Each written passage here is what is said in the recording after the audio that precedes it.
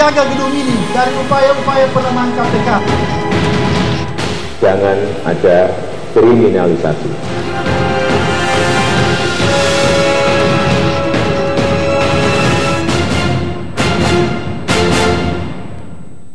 Pemirsa, situasi gesekan KPK dan Polri semakin panas bisa menyeret negara dalam ketidakpastian hukum.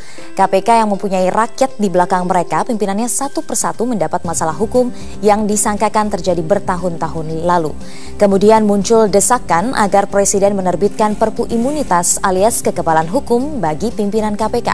Disinilah polemik muncul karena hak imunitas bagi pimpinan KPK menimbulkan pro dan kontra. Kami akan membahasnya bersama dengan narasumber yang sudah hadir di sini. Selamat pagi Bapak-Bapak. Selamat pagi. Waalaikumsalam. Saya perkenalkan terlebih dahulu satu persatu dari sebelah kanan saya, Mas Arsul Sani, anggota Komisi 3 DPR RI, fraksi P3, dan juga ada Pak Alphonse Loimau, pengamat kepolisian, dan Mas Irman Putra Sidin, pakar hukum tata negara. Kita akan membahasnya, namun kami akan hadirkan dulu informasi pengantar untuk Anda.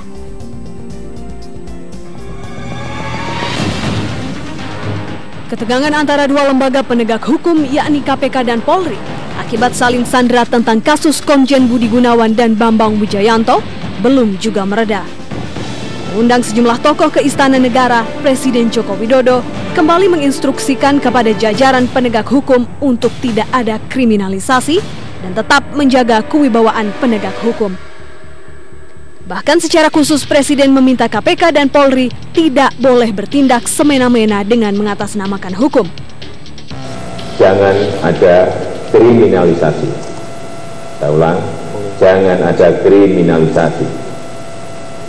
Dan proses hukum yang terjadi pada personil KPK maupun Polri harus dibuat terang benderang, harus dibuat transparan. Proses hukumnya harus dibuat transparan. Dan agar proses hukum dapat berjalan dengan baik, jangan ada intervensi dari siapapun. Tapi saya akan tetap mengawasi dan mengawal. Biarkan KPK bekerja, biarkan Polri bekerja, dan semuanya tidak boleh merasa sok di atas hukum. Menanggapi derasnya dorongan dari sejumlah pihak agar Presiden mengeluarkan Perpu Imunitas terhadap Komisioner KPK, Joko Widodo hanya membalas dengan senyuman.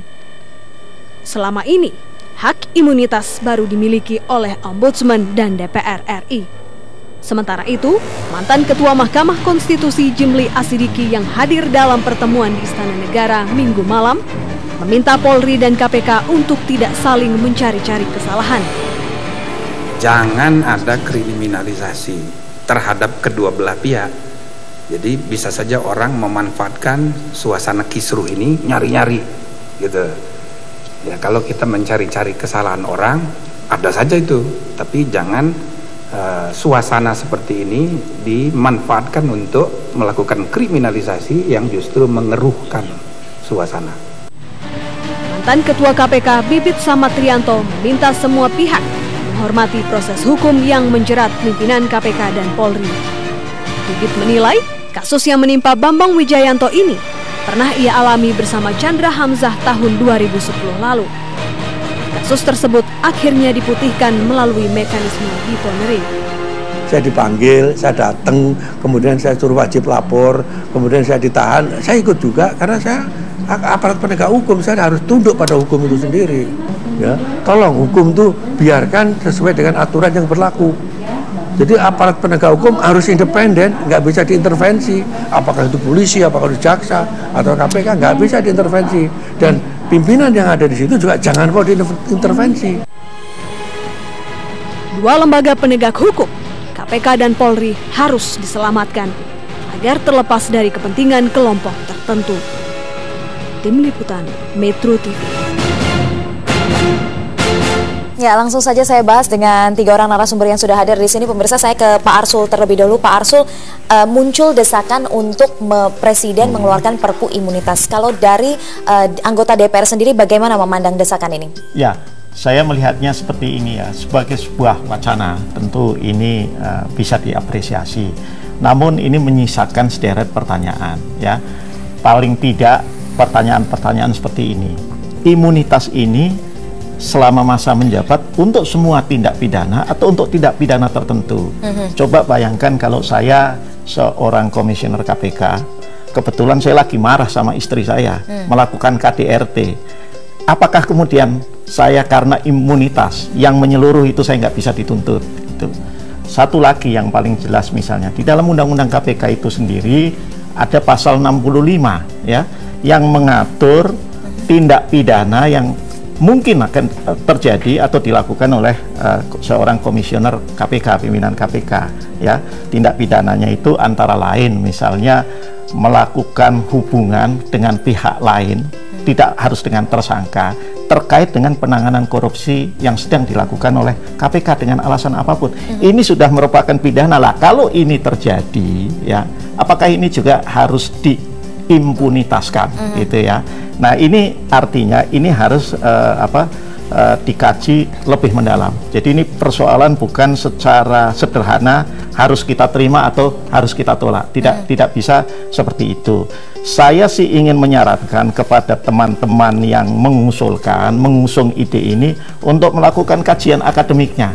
Semacam kayak naskah akademik ketika kita membahas sebuah rancangan undang-undang. Oke, saya ke Mas Irman terlebih dahulu. Anda melihat desakan ini muncul karena kekhawatiran kriminalisasi pimpinan KPK. Anda melihat ini bisa dimungkinkan atau tidak?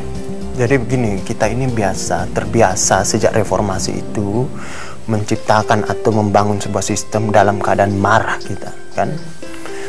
Termasuk ketika tahun 99 dan 2002 kita marah sama korupsi, kita buatlah namanya Undang-Undang Pemberantasan Korupsi, termasuk lembaga Komisi Pemberantasan Korupsi itu. Dan ada biasa juga adalah kita membuat sebuah sistem karena kita pikir dalam sistem itu kawan-kawan kita nanti di situ. Ternyata yang kemudian hari ternyata bukan kawan-kawan kita menyesal dengan sistem yang kita buat itu di situ. Nah, ini jangan sampai seperti itu ya. Kita harus berpikir tenang, jernih dalam membuat sebuah sistem. Termasuk misalnya kalau kita berpikir untuk melakukan imunisasi terhadap sebuah lembaga negara, cukup anak balita aja kita imunisasi, kan kira-kira begitu. Bahaya. Kenapa? Kalau misalnya lembaga-lembaga penegakan hukum pidana diberikan imunitas, ini berbahaya ya. Karena apa? Lembaga penegakan hukum pidana ini adalah lembaga yang diberikan otoritas untuk mencabut hak fundamental yang dimiliki oleh warga negara. Salah satunya adalah kebebasan dari warga negara itu di situ. Yang namanya kebebasan ini dalam konsep negara konstitusional itu sejak zaman dahulu, mulai dari Eropa sampai kampung saya di Wajo sana ada namanya Maradeka atau Wajoe, bahwa manusia itu punya kebebasan sejak dalam kandungan, negara tidak boleh merampasnya, kira-kira begitu. Ya. Jadi begitu marwah kebebasan itu begitu tinggi, sehingga dalam postulat konstitusi yang sering saya bangun bahwa ketika negara ingin diberikan otoritas mencabut hak dan kebebasan warga negara, maka negara itu harus dipersulit. Gitu. Namun ketika negara itu harus bertugas untuk melakukan pemenuhan hak dan kebebasan warga negara, maka negara itu harus dipermudah di situ. Nah, dalam konteks itulah yang namanya fungsi-fungsi pemidanaan dalam frame konstitusi yang besar itu tidak boleh dilekatkan hak-hak subjektif untuk saya mau tangkap Pak Frans. Kenapa? Karena saya khawatir aja. Itu nggak boleh seperti itu. Tapi itu kenyataannya berlaku dalam hukum pidana kita yang warisan Belanda sana itu. Gitu. Nah, sekarang itu terlalu banyak dalam hukum pidana kita itu memberikan otoritas subjektif kepada negara di situ. Jadi penegak hukum pidana itu kita berikan legalitas, bingkai legalitas untuk dia pasif dan malas-malasan di situ. Malas-malasan, ya udah di kantor aja dia. Makanya ada namanya upaya paksa. Saya panggil Anda nggak datang, pertama, kedua, ketiga. Padahal ini dalam konsep konstitusi yang besar nggak bisa begitu. Gitu. Anda harus aktif di situ. Kalau dia tidak mau datang, datangin di situ. Tapi karena paradigma bernegara kita pasif di situ, udah datang di sini, kami butuh Anda di situ. Itu tidak seperti itu. Apalagi sekarang mau ditambah lagi namanya kekebalan itu, ya. Mau diberikan kekebalan. Salah satu contoh tadi Bang Asrul sebut itu, ya bahaya kalau diberikan kekebalan seperti itu. Nah, ini bisa mengganggu efektivitas namanya pemerintahan di situ. yang namanya dalam konsep bernegara, yang utama itu pemerintahan. Makanya yang namanya fungsi pembinaan itu adalah ultimum remedium. Paling belakang dia ini dalam fungsi bernegara di situ. Bukan ini yang paling utama, tapi fungsi pemerintahan di situ. Oke. Nah, kalau misalnya ini diberikan begitu imunisasi lembaga KPK ini ya, diberikan apa, dan kemudian polisi pasti nuntut juga dong, dia bilang polisi imunitas juga itu. Polisi tugas saya itu banyak sekali, bukan hanya korupsi. Mulai dari nipu-nipu perempuan itu apa, nipu-nipu orang, janji-janji kawin. Saya juga tugas saya itu, saya juga butuh pengamanan juga di situ. Nah, diminta juga, jaksa juga diminta gitu. Terus presiden bilang, saya aja nggak punya imunitas. Gitu, jangan-jangan kamu tangkap nanti saya ini semua di sini dan kasus-kasus apa di situ. Akan ada banyak masalah ya. Padahal kata presiden, tugas saya ini yang paling utama ini mengawal bagaimana Vina bisa siaran setiap hari, ya, bisa menjemput anak setiap hari, bisa aman di jalanan. Tugas saya itu melakukan pemenuhan sandang makan papannya. Kalian minta imunitas semua, saya ini apa ini gitu. Nah, tapi kalau Pak Alfons, Anda sendiri kita semua sudah dengar ya bagaimana presiden mengungkapkan dalam jumpa pers tadi malam, mengatakan jangan saling merasa lebih tinggi, kemudian juga yang penting jangan ada kriminalisasi. Nah, kata ini sudah keluar, apakah kemudian sudah tercium secara jelas dan itu ditangkap oleh presiden ada nuansa kriminalisasi yang begitu kental? Menurut saya kita perlu kembali untuk kalau bikin skripsi itu perumusan masalah. Kriminalisasi ini apa sih sebenarnya? Sederhananya, tidak ada pasal pidana, tidak ada perbuatan melawan hukum, terus direka-reka seolah-olah ada perbuatan melawan hukum atau ada tindak pidana. Nah, persoalannya sederhana, KPK maupun polisi. Di polisi ada rekening gendut katanya. Nah, rekening gendut ini asal dari mana? Gratifikasi katanya. Gratifikasi siapa yang memberi, siapa yang menerima. Buktikan dahulu itu. Sebab kalau gratifikasi dan suap ini, pemberi dan penerima itu dua-dua jadi tersangka. Harus jelas. Jadi apakah itu ada pemberian dan penerimaan itu sebagai sebuah tindak pidana, pembuktiannya harus jelas. Predikat crime-nya. Di KPK ada putusan Pengadilan Negeri Jakarta Pusat bahwa seseorang memberikan keterangan di bawah sumpah di Mahkamah Konstitusi, ternyata itu salah karena palsu keterangannya. Dipidana 5 bulan. Dan keterangan di depan persidangan, fakta persidangan, saya diajar, saya dilatih oleh seseorang untuk memberikan keterangan palsu ini. Pertanyaan sederhana, orang memberikan keterangan palsu dipidana, berkekuatan tetap, tidak banding. Yang mengajar, melatih itu, apa namanya? Dalam konsep pidana, pelaku itu membantu melakukan, menyuruh melakukan, turut serta melakukan. Kalau ini terminologi ini ada, kemudian ada yang melapor, ada yang keterangan ahli, ada dokumen putusan pengadilan seperti itu.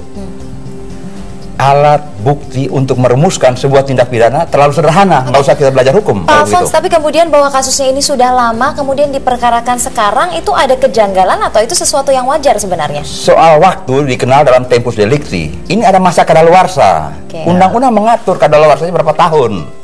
Nah, mau lama dan cepatnya tergantung penyidik punya prioritas penanganan perkara, karena perkara di negeri ini begitu banyak.